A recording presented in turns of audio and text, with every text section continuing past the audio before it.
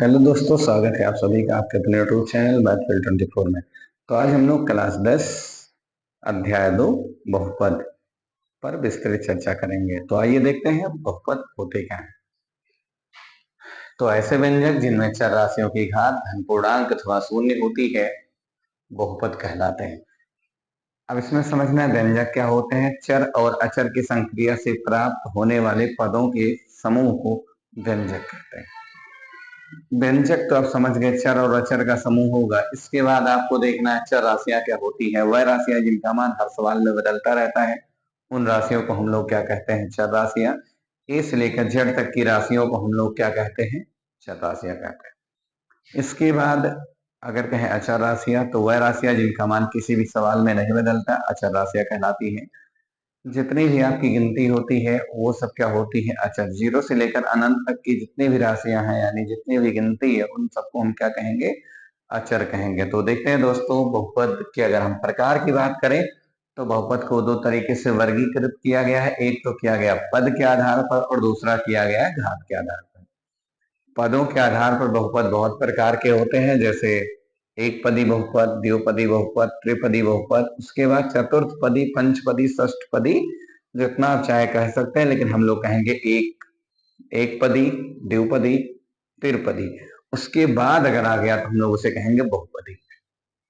इसी तरीके से हम लोग घात के आधार पर जब बंटवारा करते हैं तो उसमें देखते हैं ऐसे बहुपद जिनमें चर की अधिकतम घात एक होती है, उस बहुपद को हम लोग कहते हैं रैखिक बहुपद या फिर एक घातीय बहुपद। क्या कहते हैं दोस्तों? एक घातीय बहुपद या फिर रैखिक बहुपद। इस क्रम में हम लोग देखते हैं, जैसे देखिएगा, अगर केवल 5x लिखा हुआ है या 8x² लिखा हुआ है तो हम लोग इसे कहेंगे एक पदी। क्या कहेंगे दोस्तों? पद के आधार पर तो इसे एक पदी कह दिया जाएगा। अगर ऐसे लिखा हुआ है ax² + b, मतलब कोई गिनती भी आ सकती है पर दो पद दिखाई देंगे, तो उसे कहेंगे आप द्विपदी। इस प्रकार से जैसे ax² + bx + c, तो यहाँ पर आपको तीन पद दिखाई दे रहे हैं, तो इसे कहेंगे आप त्रिपदी। और इससे अधिक पदों वाले बहुपद को आप कह देंगे बहुपदी। जी, अब आइए देखते हैं घात के आधार पर क्या होते हैं। जैसे अगर आपको दिया है 2x + 3, तो यहाँ चर की अधिकतम घात एक है, इसलिए इस बहुपद को आप क्या कहेंगे? रैखिक बहुपद। क्या कहेंगे दोस्तों? रैखिक बहुपद। यहाँ पर अगर आप चर्चा करें कि यहाँ पर एक ऐसा बहुपद है तो अधिकतम घात दोस्तों कितनी है? 2 है, तो इसलिए इस बहुपद को नाम दे दिया जाएगा द्विघात बहुपद। क्या कहेंगे दोस्तों? द्विघात बहुपद। इसमें अगर देखा जाए तो यहाँ भी अधिकतम घात 2 ही है, तो ये भी किसका उदाहरण है? द्विघात बहुपद का ही उदाहरण है।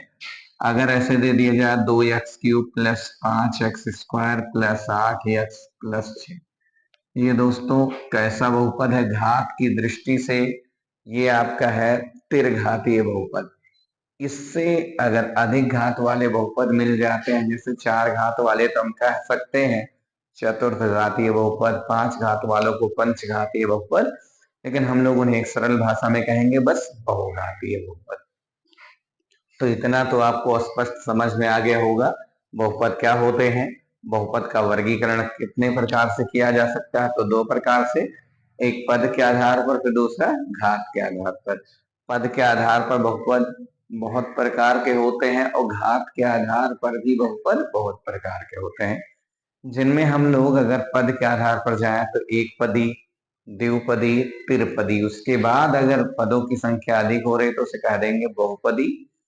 इसी क्रम में हम देखते हैं घात के आधार पर एक घात वाले को क्या कहेंगे दोस्तों? रैखिक। चाहे एक घातीय बहुपद चाहे रैखिक बहुपद। दो घात वाले को तो कहेंगे द्विघात बहुपद। तीन घात वाले को कहेंगे त्रिघात बहुपद। उससे अधिक वाले को हम लोग कह देंगे बहुघात बहुपद। इसमें देखना बहुपद की घात क्या होती है। चर की अधिकतम घात को बहुपद की घात कहते हैं। चर की अधिकतम घात को बहुपद की घात कहते हैं। चर राशियों के वैमान जो बहुपद को शून्य कर देते हैं, शून्य कहलाते हैं। जैसे आपको दिया है x² + 5x + 6, x² + 5x + 6 यदि आपको दे दिया गया है और इसका आपको शून्य ज्ञात करना है।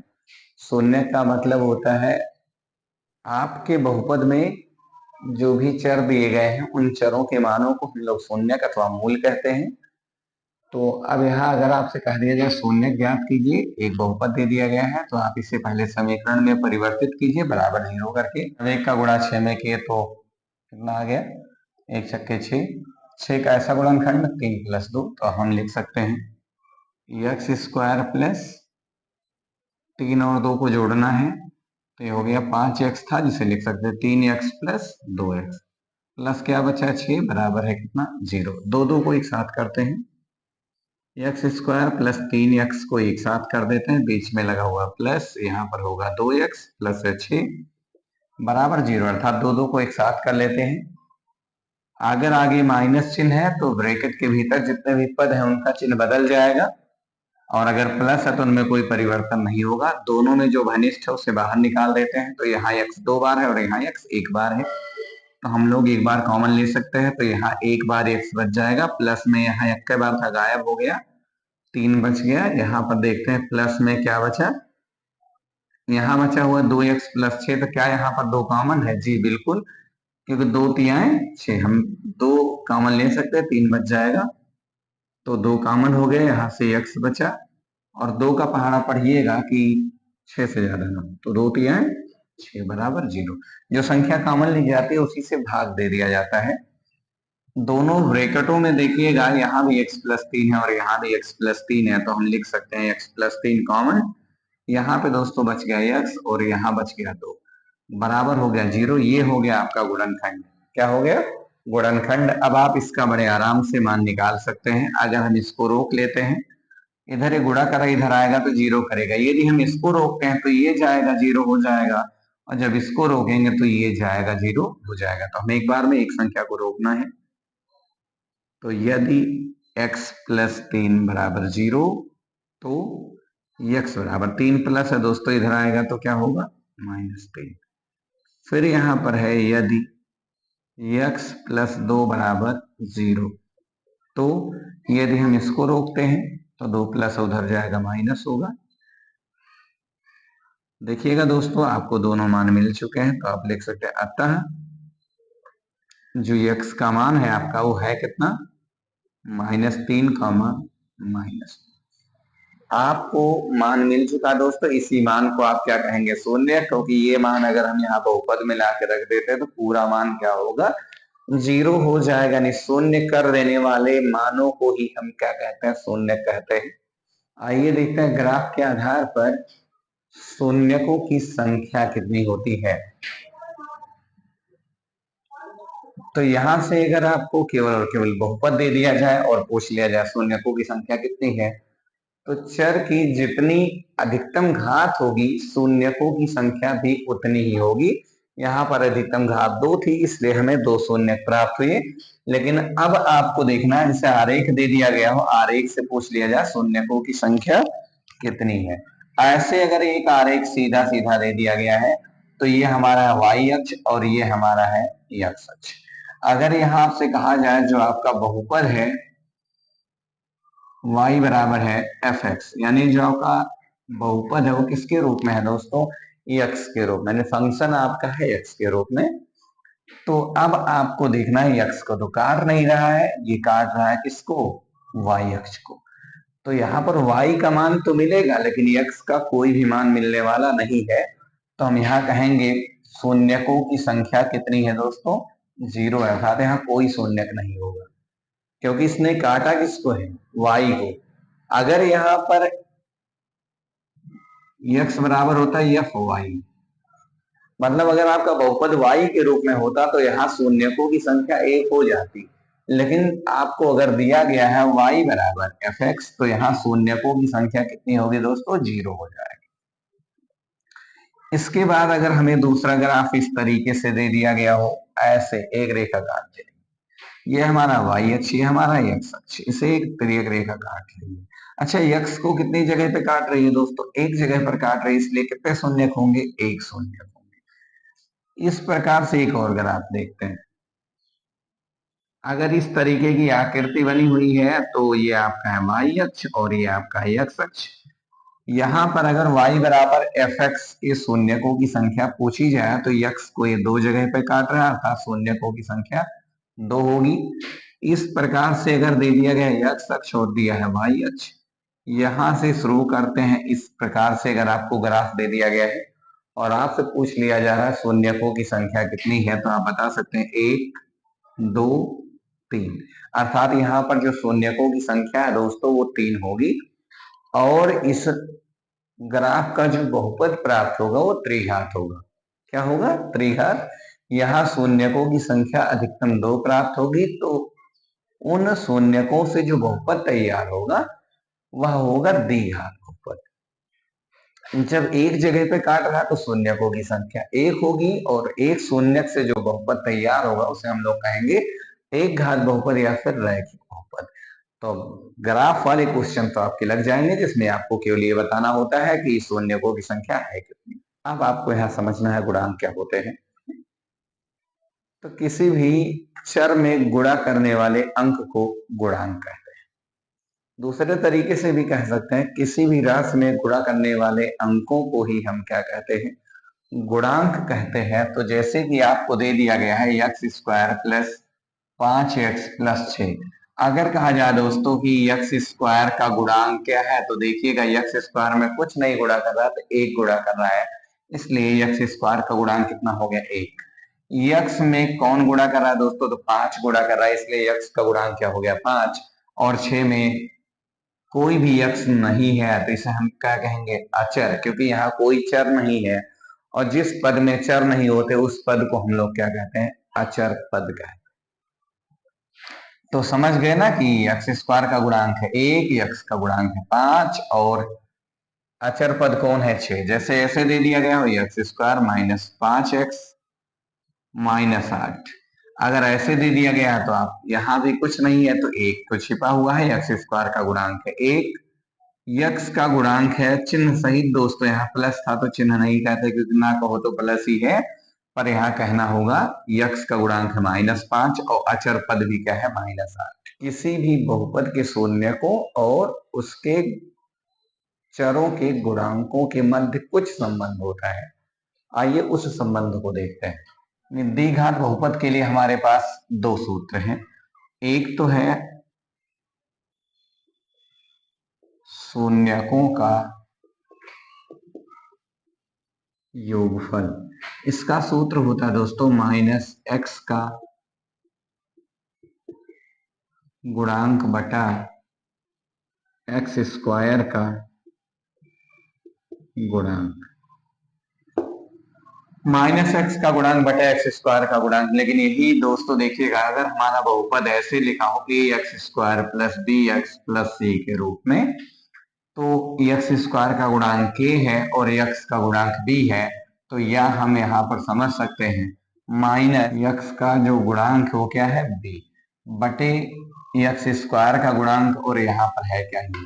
तो हम लोग अपने सूत्र में या तो यहाँ पे देखते हैं शून्यकों का योगफल बराबर -x का गुणांक बटा x² का गुणांक, या फिर प्रतीक में लिख सकते हैं -b बटा ये, क्योंकि यह द्विघात का व्यापक बहुपद, ये सभी बहुपदों पर लागू होता है क्योंकि यहाँ a b c ये क्या है? चर है, इनका मान कुछ भी हो सकता है।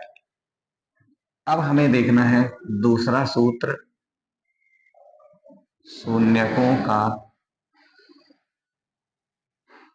गुणनफल। अगर हम लोग बात करें शून्यकों का गुणनफल तो इसका भी एक सूत्र है, अचर पद बटा x² का गुणांक। इसका सूत्र होता है दोस्तों अचर पद बटा x² का गुणांक। तो आइए देखते हैं इन सूत्रों पर आधारित कुछ प्रश्न। आपसे कहा गया है x² माइनस 2x माइनस 8 के शून्य ज्ञात कीजिए और शून्यकों तथा गुणांकों के बीच संबंध के सत्यता की जांच कीजिए। इस प्रकार के क्वेश्चन आपके पेपर में आ सकता है। इसमें देखते हैं कि इसका शून्य ज्ञात करने के लिए आप करते क्या हैं। तो सबसे पहले इसका गुणनखंड करते हैं।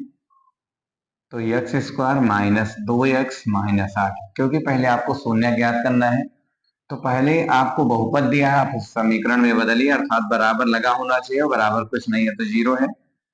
यहाँ कुछ नहीं है तो एक एक का गुणा 8 में करेंगे तो बाहर आप लिखिएगा 8 ही होगा, लेकिन चिन्ह क्या है दोस्तों, माइनस। 8 के ऐसे दो भाग कीजिए, माइनस बता रहा घटाने पर 2 आ जाए, घटाने पर कितना आ जाए 2, और गुणा करो तो 8 हो जाए। तो अगर हम लोग 4 और 2 का गुणा कर देते हैं, 4 दूना 8, लेकिन अगर 4 में से 2 घटाते तो क्या बचेगा दोस्तों, 2 बचेगा। अब आपको यहाँ देखना है एक्स स्क्वायर माइनस लगा, इसलिए ब्रैकेट का प्रयोग आप अवश्य ही कीजिएगा। हम लोग 2x प्राप्त करने के लिए 8 को तोड़ रहे हैं, तो 8 को तोड़ने में हमें मिली है 2 संख्याएं। तो अगर हम 4x में से 2x को माइनस कर देते हैं दोस्तों, तो कितना बचेगा, 2x बच जाएगा। माइनस में 8 है, बराबर क्या है, 0। एक काम करते ब्रैकेट खोल देते हैं, एक्स स्क्वायर माइनस 4x होगा और प्लस हो जाएगा 2x माइनस 8 बराबर 0। क्योंकि ब्रैकेट खोलने पर अंदर जो भी पद होंगे उनका चिन्ह बदल जाएगा। ये हो गया, दो दो को एक साथ अब कर लेते हैं, एक्स स्क्वायर माइनस 4x को एक ब्रैकेट में, प्लस लगा हुआ है, ब्रैकेट लगाओगे तो कोई परिवर्तन नहीं होगा, 2x माइनस 8 बराबर क्या हुआ दोस्तों, 0।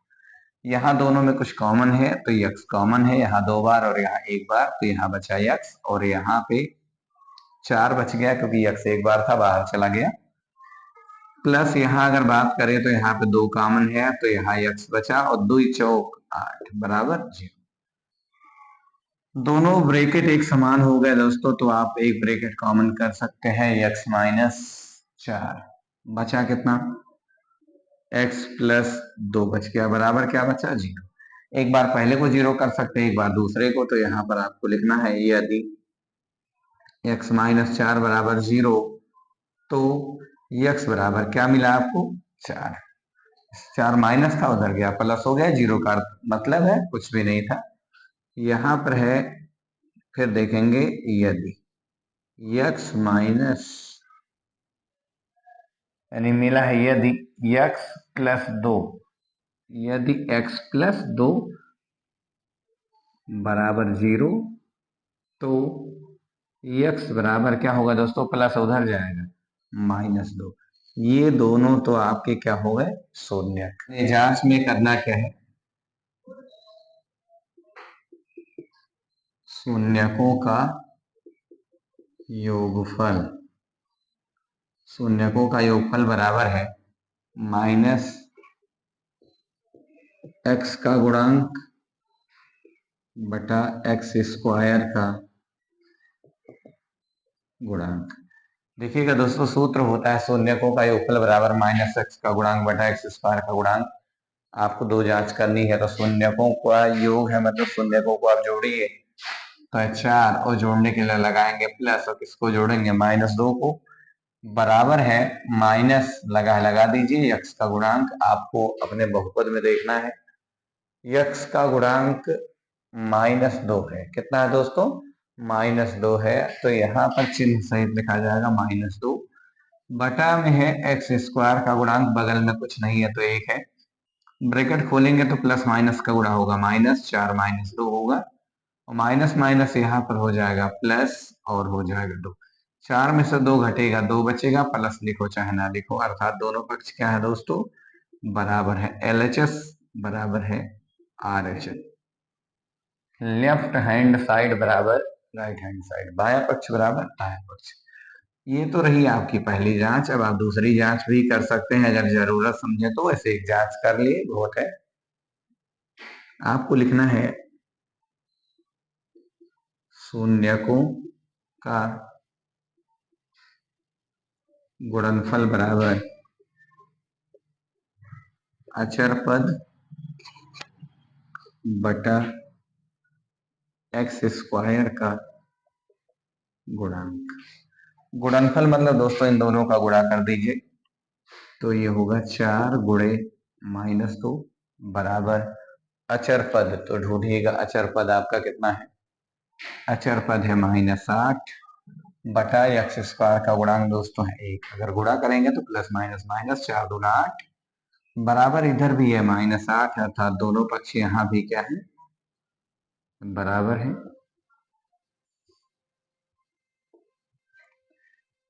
तो इधर आपका जांच हो गया, इधर आपके ज्ञात हो गए शून्य। तो इस प्रकार से आप शून्य ज्ञात कर सकते हैं और जांच भी कर सकते हैं।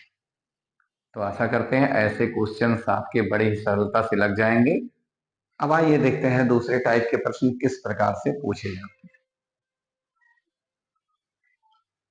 हाँ, तो देखिएगा दोस्तों, दूसरे टाइप का क्वेश्चन कैसे दे सकता है। हो सकता है दे दिया जाए शून्यकों का योग 1/4 और शून्यकों का गुणनफल -1। अर्थात आपको शून्यकों का योग और शून्यकों का गुणनफल देकर आपसे बहुपद पूछ लिया जाए। क्या पूछ लिया जाए दोस्तों? बहुपद पूछ लिया जाए। तब आप देखिएगा कैसे ज्ञात करते हैं। आपको सब कुछ दे ही दिया गया है तो फिर आप समझ सकते हैं। चूंकि का मतलब दोस्तों एक सूत्र है यहाँ पर जिसे आप जानते हैं। नहीं भी जानते हैं तो नोट कीजिएगा कि सूत्र होता क्या है। सूत्र है बहुपद के लिए। किसके लिए दोस्तों? बहुपद। तो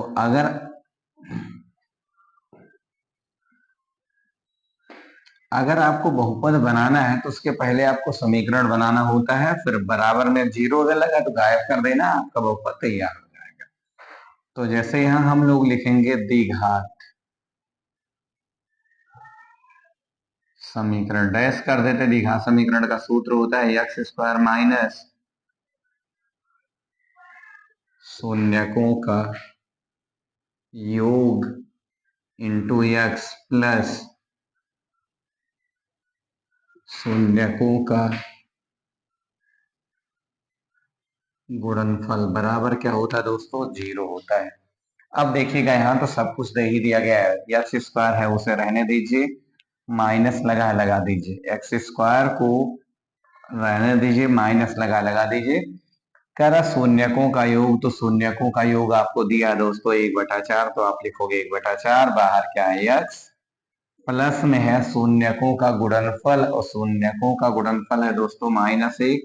माइनस लगा है तो आप ब्रैकेट का प्रयोग करेंगे, बराबर क्या है 0। अब यहाँ पर हम लोग देख रहे होते हैं x² minus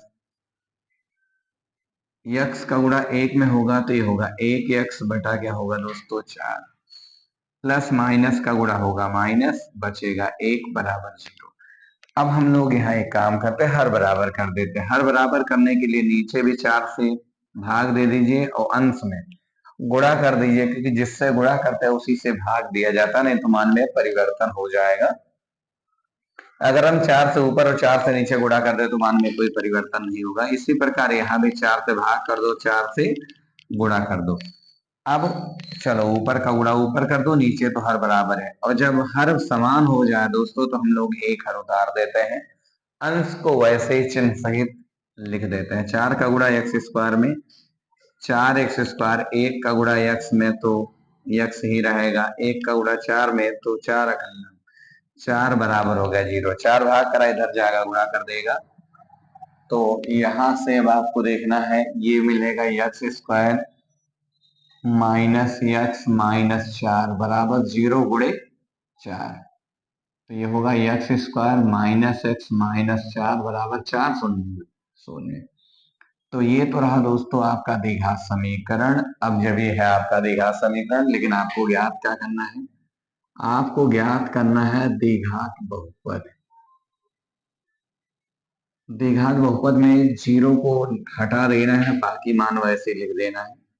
x² minus x minus 4, ये आपका आंसर हो चुका है। तो अगर आपको शून्यकों का योगफल दिया है, शून्यकों का गुणनफल दिया है और बहुपद पूछ लिया गया है, सीधा सा आप एक सूत्र लगाएंगे। सूत्र को हल करते हुए आप चले आएंगे मान रखकर, बराबर में जो कुछ मान आपको मिल जाएगा वह आपका होगा द्विघात समीकरण। और यदि बराबर 0 गायब कर दिया जाएगा तो वही बन जाएगा आपका बहुपद। तो इस तरीके से भी आपके क्वेश्चन पूछे जा सकते हैं दोस्तों। आइए देखते हैं आगे अगले किस प्रकार के प्रश्न पूछे जा सकते हैं। देखिएगा दोस्तों, आपको इस तरीके से भी प्रश्न दिया जा सकता है। बहुपद x² माइनस 4√3x प्लस 3 के शून्य अल्फा कामा बीटा हो तो alpha plus beta minus alpha beta का मान ज्ञात कीजिए। ऐसे क्वेश्चन भी आपको दे सकता है पेपर में। तो अब देखते हैं इसको कैसे हल किया जाएगा। अब यहाँ आपको बहुपद भी दे दिया गया है, आपको शून्य भी दे दिया गया है, आपको कुछ मान निकालना है। जब आपको बहुपद और शून्य दोनों दिए गए हों, भले वो चर ही दिए गए हों, तो आप दो सूत्र अवश्य लगाएंगे जो आपको दिए गए हैं, एक तो शून्यकों का योग और दूसरा शून्यकों का गुणनफल। तो इसको हल करने के लिए आइए देखते हैं, आपको लिखना होगा चूंकि मतलब जानते हैं शून्यकों का योगफल बराबर होता है माइनस एक्स का गुणांक बटा एक्स स्क्वायर का गुणांक। शून्यकों का योग दोस्तों आपको शून्य दे दिया गया है, तो योग के लिए आप निकालोगे अल्फा प्लस बीटा, माइनस लगा है आपके सूत्र में यक्स का गुणांक, और यक्स का गुणांक भी किसमें है, माइनस में, 4√3 बटे में है यक्स स्क्वायर का गुणांक, और यहाँ कुछ नहीं है तो क्या है दोस्तों, 1 है। अब ये होगा आपका अल्फा प्लस बीटा बराबर माइनस माइनस तो हो जाएगा प्लस, और 4√3 में 1 से भाग देंगे तो यही रह जाएगा, इसे हम लोग मानते हैं समीकरण 1। फिर आपको अल्फा इंटू बीटा दिया गया हो या ना दिया गया हो इससे मतलब नहीं है, आपको जब बहुपद और शून्य पता हो तो आप उसे जरूर ज्ञात करें। अब देखते हैं शून्यकों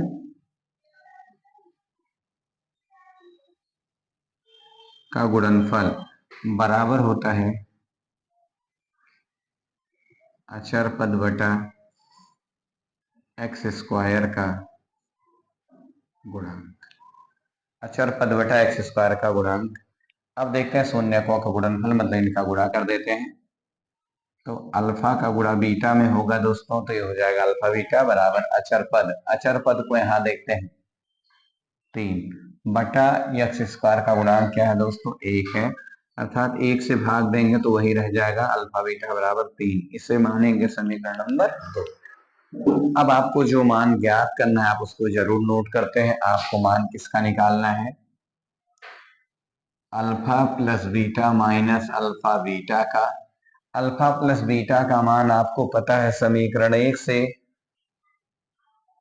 तो यहां रखेंगे 4√3, बीच में क्या लगा दोस्तों, माइनस लगा हुआ है, और अल्फा बीटा का मान है 3। तो ये आपका हो गया दोस्तों आंसर। यहां से अगर कुछ और हल करना चाहते हैं तो आप बड़े आराम से हल कर सकते हैं, या करके 4√3 तो है ही, इस 3 को हम लिख सकते हैं √3 का स्क्वायर, ताकि मान में कोई परिवर्तन ना हो। यहाँ पर √3 एक बार है जबकि यहाँ पर 2 बार है, तो हम एक बार √3 कॉमन भी कर सकते हैं, तो यहाँ 4 केवल बच गया और यहाँ बचा माइनस। यहाँ √3 2 बार था, आपने एक बार बाहर निकाल दिया तो भी एक बार बच गया। ये भी आपका हो सकता है आंसर। यही छोड़ दीजिएगा तब भी उत्तर सही है, यहाँ तक ले आएंगे तब भी उत्तर सही है, उत्तर में कोई दिक्कत नहीं है। आइए देखिएगा दोस्तों, अब हमको इस तरीके का भी प्रश्न मिल सकता है। दिया गया होगा बहुपद 3x square plus 11x minus 4 के रूप में कोई बहुपद होगा जिसके शून्यक यम का मान है, तो यम बटा एन और एन बटा यम का मान ज्ञात करने के लिए दिया जा सकता है। तो इस प्रकार के क्वेश्चन में भी सेम वही कंडीशन लागू होता है जिसके पहले लागू हुआ था। यदि आपको बहुपद और शून्यक दिया गया है तो सबसे पहला काम आप करोगे, शून्यकों का योग ज्ञात करोगे और फिर शून्यकों का गुणनफल। तो यहाँ लिखते हैं चूंकि शून्यकों का योगफल बराबर होता है माइनस एक्स का गुणांक बटे में एक्स स्क्वायर का गुणांक। माइनस एक्स का गुणांक बटे एक्स स्क्वायर का गुणांक। अब यहां पर योगफल के लिए आप लगाएंगे m प्लस एन बराबर होगा माइनस, तो है ही शून्यकों का योग दोस्तों कितना है,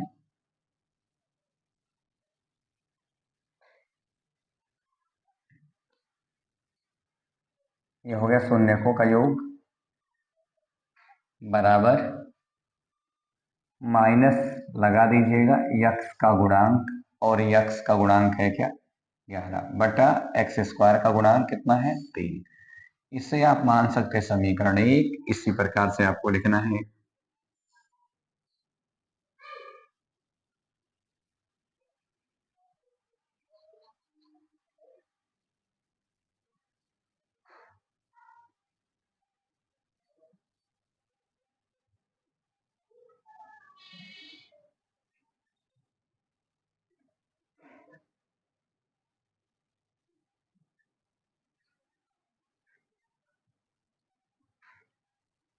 अब देखिएगा शून्यकों का गुणनफल, शून्य का यम और यन, तो गुणनफल होगा यम गुणे यन बराबर अचर पद। अचर पद कितना है दोस्तों है -4 बटे में कितना है 3।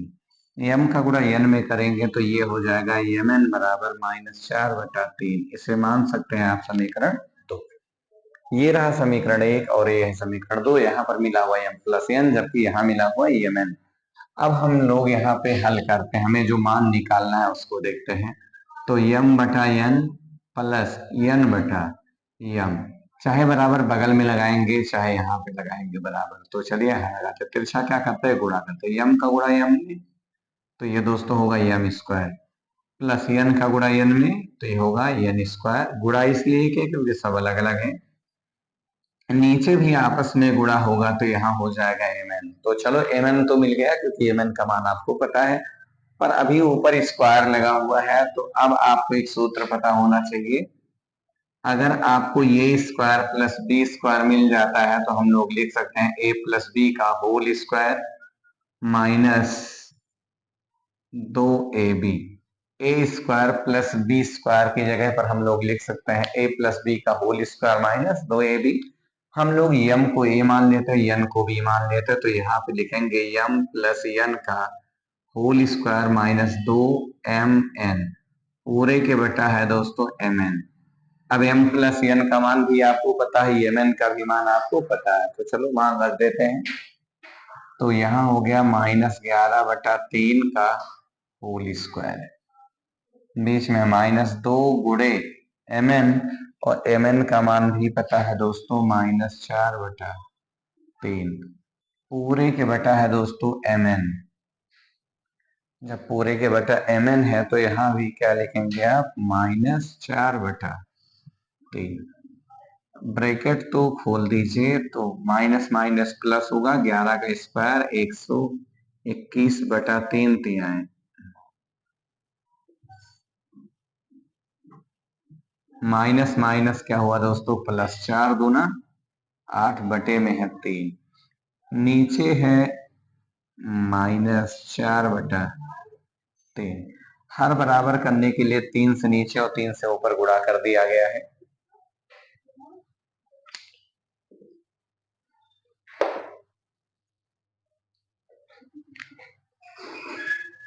यहाँ पर देखिएगा अब दोनों के हर समान हो चुके हैं, यहाँ भी 9 है और 3 तिहाई यहाँ भी 9 है। तो जब हर समान हो तो हम लोग एक हर उतार लेते हैं और अंश को ऐसे लिख देते हैं 121 प्लस 3 8 24। अभी पूरे के बटा तो लिखा हुआ है -4 बटा 3